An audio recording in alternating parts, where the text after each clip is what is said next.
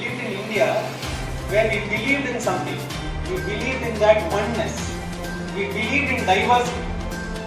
And especially Chennai में माहौल ऐसा रहता है that हर साल में जो भी फेस्टिवल्स आता है ना हमारा, जो क्रिसमस हो, दिवाली हो, रमजान हो, वो पूरा कम्युनिटी का फेस्टिवल रहता है।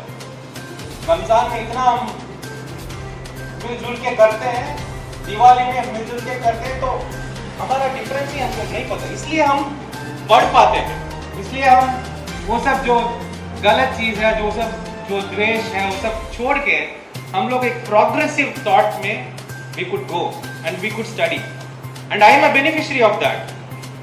And when I get benefited, वो ऐसे कैसे आ गया?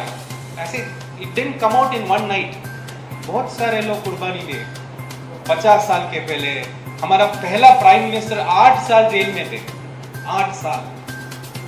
ठीक है, तो इन लोगों का कुर्बानी से हम लोग का कुछ 17 साल चला, 70 years, 60-70 years चला।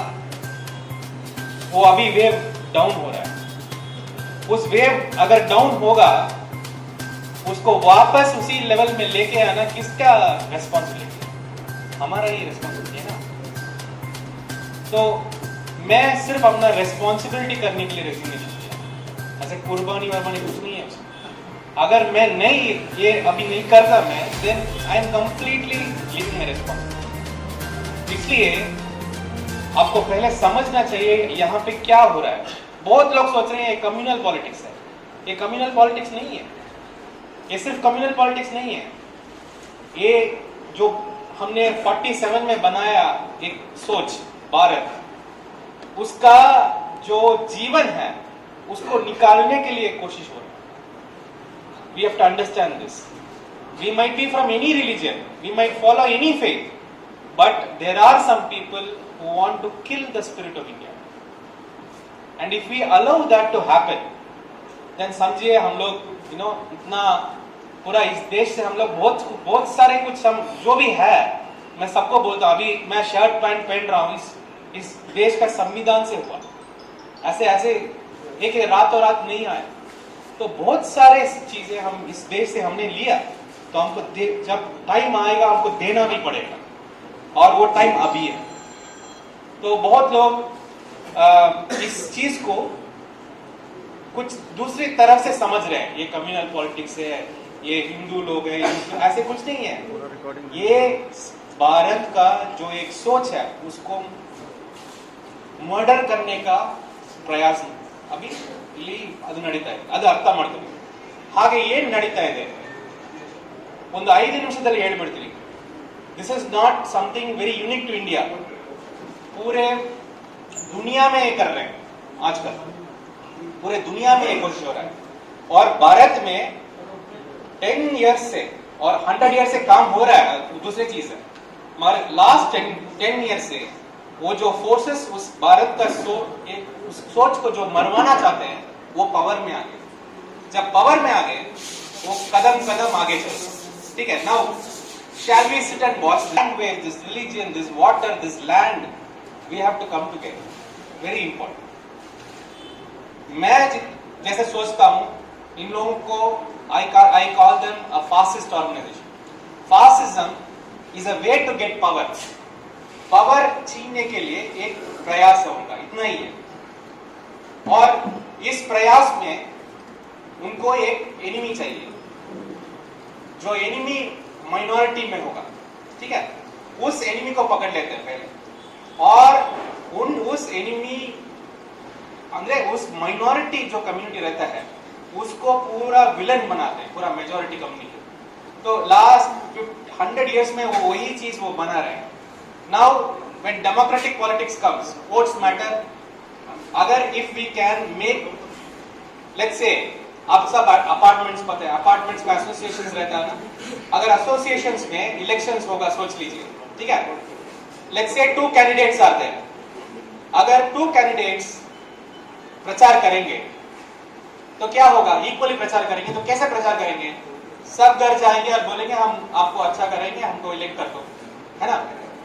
ಹಾಗೆ ಹೇಳ್ತಾರಲ್ಲ, ನಮಗೆ ಎಲೆಕ್ಟ್ ಮಾಡಿ ನಾವೆಲ್ಲರಿಗೂ ಒಳ್ಳೇದು ಮಾಡ್ತೀವಿ ಅಂತ ಆ ತರ ಹೇಳಿದ್ರೆ ಏನಾಗುತ್ತೆ, 50 ಜನ ಇಲ್ಲಿ ವೋಟ್ ಮಾಡ್ತಾರೆ, 50 ಜನ ಅವನಿಗೆ ವೋಟ್ ಮಾಡ್ತಾರೆ. ಸೊ ಕ್ಲೋಸ್ ಆಗಿ ಬರುತ್ತೆ ಎಲೆಕ್ಷನ್. ಇದು ಒಂದು ಸ್ಟ್ರಾಟಜಿ. ಇನ್ನೊಂದು ಸ್ಟ್ರಾಟಜಿ ತಗೊಳ್ಳೋಣ. ಎರಡೇ ಕ್ಯಾಂಡಿಡೇಟ್ ಇದ್ದಾರೆ, 100 ಜನ ಮೆಂಬರ್ಸ್ ಇದ್ದಾರೆ, ಅಂದ್ರೆ ಮನೆಯವರು 100 ಜನ ಇದ್ದಾರೆ ಅಂತ ಅನ್ಕೊಳ್ಳೋಣ. ಇದರಲ್ಲಿ ಒಂದು ಕ್ಯಾಂಡಿಡೇಟ್ ಏನ್ ಮಾಡ್ತಾನೆ, ಒಂದು 20 ಜನ ಹತ್ರ ಹೋಗೋದಿಲ್ಲ. ಆ 20 ಜನ ಬಗ್ಗೆ ಸುಳ್ಳು ಹೇಳಿ ಹೇಳಿ ಈ 80 ಜನಗೆ ಆ 20 ಜನವನ್ನು ವಿಲ್ಲನ್ ಆಗಿ ಕನ್ವರ್ಟ್ ಮಾಡ್ತಾನೆ. ಆ 20 ಜನ ಹತ್ರ ಹೋಗೋದಿಲ್ಲ. ಅವನು ಆ 80 ಜನ ಹತ್ರ ಹೋಗಿ ಅವರ ಮನಸ್ಸಲ್ಲಿ ಒಂದು ಭಯ ಮತ್ತೆ ಭೀತಿಯನ್ನು ಹುಟ್ಟಿಸ್ತಾನೆ. ಹುಟ್ಟಿಸಿ ಅವರ ಹತ್ರ ಮಾತ್ರ ಓಟ್ ಕೇಳ್ತಾನೆ. ಏನಂತ ಕೇಳ್ತಾನೆ, ಈ 20 ಜನಗೆ ನಾನ್ ನೋಡ್ಕೊಳ್ತೀವಿ, ನಮಗೆ ಓಟ್ ಹಾಕಿ ಅಂತ. ಆವಾಗ ಆ 80 ಜನದಲ್ಲಿ ಒಂದು 60 ಜನ ಓಟ್ ಮಾಡಬಹುದು ಭಯದಲ್ಲಿ, ಒಂದು 70 ಜನ ಓಟ್ ಮಾಡಬಹುದು ಭಯದಲ್ಲಿ. ಇಷ್ಟೇ ಲಾಜಿಕ್, ಬೇರೆ ಏನಿಲ್ಲ. ಆ 20 ಜನ ಈ ಕಮ್ಯುನಿಟಿ ಅವರು ಇರಬಹುದು, ಯಾವ ಕಮ್ಯುನಿಟಿ ಇರಬಹುದು, ಅಥವಾ ಬೇರೆ ಲ್ಯಾಂಗ್ವೇಜ್ ಅವರು ಇರ್ಬೋದು. ಅಂದ್ರೆ ಅವರಿಗೆ ಆ ಮೈನಾರಿಟಿ ವರ್ಸಸ್ ಮೆಜಾರಿಟಿ ಫೈಟ್ ಹುಟ್ಟಿಸ್ಬೇಕು ಅಷ್ಟೇ. ಯಾಕೆ? ಪವರ್ ಬೇಕು.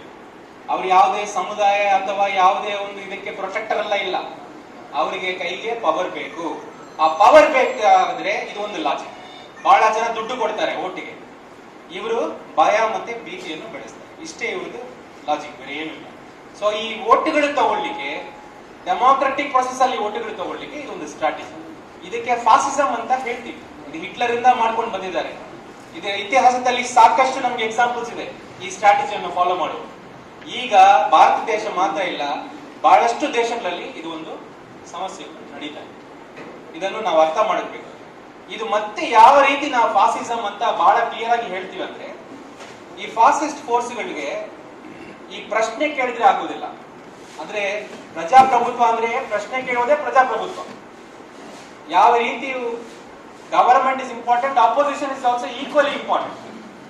But these fascist forces, they don't like questions. That is why you see wherever they go, first they will beat the universities. University से बहुत सारे प्रश्न आते हैं. इधर भी आपको पता है 2015-16 में JNU का क्या किया. अगर कोई सरकार अपने बच्चों को, पढ़ने वाले बच्चों को अगर वो सरकार मारता है तो उसका इंटेंशन क्या रहेगा. सो ये सब बहुत क्लासिक इंडिकेटर्स है ये फासिज्म. ठीक है. तो फासिज्म में बहुत सारे बहुत इंपॉर्टेंट चीज जो होता है, जैसे हमारा व्हीकल रहता है, उसमें इंजन, गियर बॉक्स ये सब रहता है, उसके फ्यूल चाहिए ना, पेट्रोल डालेंगे तो चलेगा. तो फासिज्म के लिए एक पेट्रोल है, उसको बोलते हैं प्रोपेगेंडा. प्रोपेगेंडा, प्रचार, गलत प्रचार. गलत प्रचार करना ये फासिज्म में बहुत इंपॉर्टेंट चीज है. तो उसके लिए ये फासिस्ट फोर्सेस पहले क्या करते हैं, जो भी प्रचार का जो इंस्ट्रूमेंट रहता है मीडिया, उसको पकड़ते हैं. आप लोग देख सकते हैं 2014 में बहुत सारे टीवी चैनल का एडिटर्स रिजाइन करके they went out, you know, if you remember. So that is another classic indicator that these guys have doing this fascist प्रचार. तो this propaganda जो है वो 50% है इस गेम में. मैं बोला था अगर 80 पीपल को ये 20 पीपल विलन करना है तो आपको कॉन्स्टेंटली उनको समझाना पड़ेगा, कॉन्स्टेंटली उनको ब्रेन वॉश करना पड़ेगा. तो ब्रेन वॉश कैसे करते हैं, तो उसके लिए प्रोपेगेंडा चाहिए, उसके लिए जो कम्युनिकेशन चैनल चाहिए. तो हमारे पास क्या क्या कम्युनिकेशन चैनल था. पुराने जमाने में न्यूज़पेपर था, उसके बाद रेडियो आया, उसके बाद टीवी आया, तो मूवीज आया. ठीक है. ऐसे इंस्ट्रूमेंट्स बहुत सारे पहले थे, मगर इस 2000 के बाद जो इंटरनेट आया, अभी वो 5th बहुत बड़ा इंस्ट्रूमेंट है. आजकल this is the biggest propaganda channel. ठीक है. ये जो मीडिया जो इंटरनेट बोलते हैं, even very precisely social media जो बोलते हैं, सोशल मीडिया और इंटरनेट का थोड़ा डिफरेंस है. सोशल मीडिया में people can create a virtual world. Okay. So जो सोशल मीडिया जो है वो that is the main channel in which right now propaganda is happening. So it has a very important effect on everybody's mind. क्योंकि अगर भाई साहब से अगर एक मैसेज मुझे आता है, मैं समझता हूँ भाई साहब भेज रहे हैं, ठीक है. भाई साहब को कोई और भेज रहा होगा, शायद वो पढ़े भी नहीं, वो फॉरवर्ड किया मुझे. मगर मैं पढ़ रहा हूँ, मैं क्या सोचूंगा अगर भाई साहब ने भेजा तो भाई साहब के ऊपर मेरा बहुत रेस्पेक्ट है, तो मैं बिलीव करने के लिए शुरू हो जाता। तो ये पावर है सोशल मीडिया। तो इस सोशल मीडिया को इन्होंने 10 साल से हाथ में रखकर बहुत सारी चीज कर रहे हैं। आप लोगों को ये सब पता है आजकल व्हाट्सएप में क्या क्या हो रहा है, व्हाट्सएप के कारण कितने प्रॉब्लम हो रहे हैं सोसाइटी में। The issue is now it has become very deep. अगर एक बंदे को, नॉर्मल जो बंदा था, मेरी ही एग्जाम्पल ले लीजिए, मैं कॉलेज में पढ़ता था। जब मैं कॉलेज में पढ़ता था हमारे बीच में ऐसे कोई डिस्कशन ही नहीं होता था, ये जो तुम कौन सा कम्युनिटी हो, तुम कौन सा रिलीजन हो, ऐसा डिस्कशन ही नहीं होता था। I don't remember. बट अभी हमारा जो वही ग्रुप का जो दोस्त लोग व्हाट्सएप में है, अभी डिस्कशन वही एक डिस्कशन हो रहा है। इस डिस्कशन के अलावा और कुछ नहीं हो रहा है। तो ऐसे माइंड चेंज क्या कैसे हुआ 10 साल?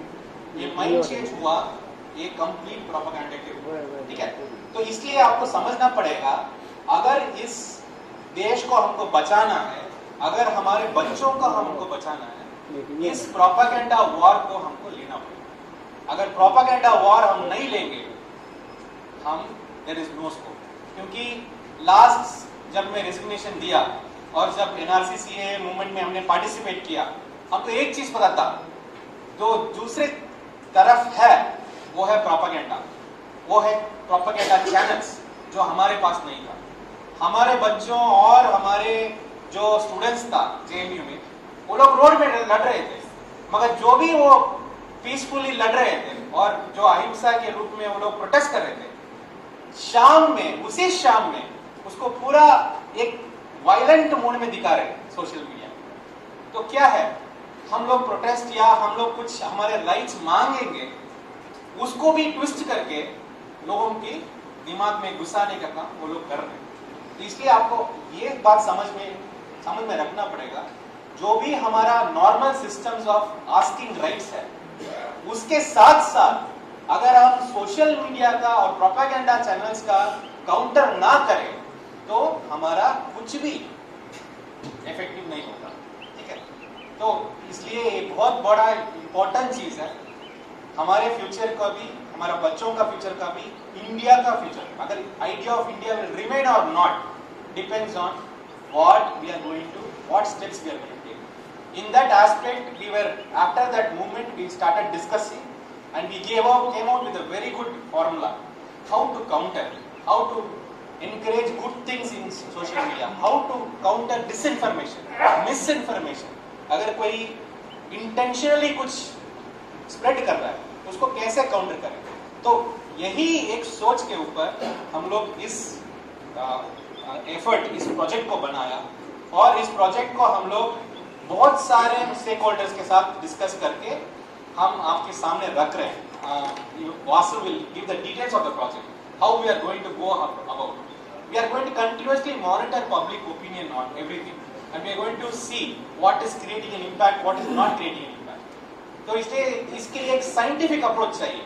ऐसे नहीं 10 लोग बैठ के एक जगह काम करके हम लोग नहीं आज सोशल मीडिया कर रहे हैं, ऐसे नहीं होगा। वो साइंटिफिकली इस मिस इन्फॉर्मेशन को हमको टैकल करना पड़ेगा, उसको काउंटर करना पड़ेगा। उसके लिए हमको सोशल साइकोलॉजी को अंडरस्टैंड करना पड़ेगा, इंटरनेट को अंडरस्टैंड करना पड़ेगा, टेक्नोलॉजी को अंडरस्टैंड करना पड़ेगा, सब कुछ अंडरस्टैंड करना पड़ेगा। So it is not a job of one person, we have to put all our brains into it and get this thing done. And luckily I should say it is my luck that we found some of the powerful, or they are very knowledgeable, but their commitment cannot be questioned by anybody. That kind of people we have found, and they are dedicating this whole thing. Secondly, this project is by everybody who loves this country. We have Devnur Mahadevappa as a trustee.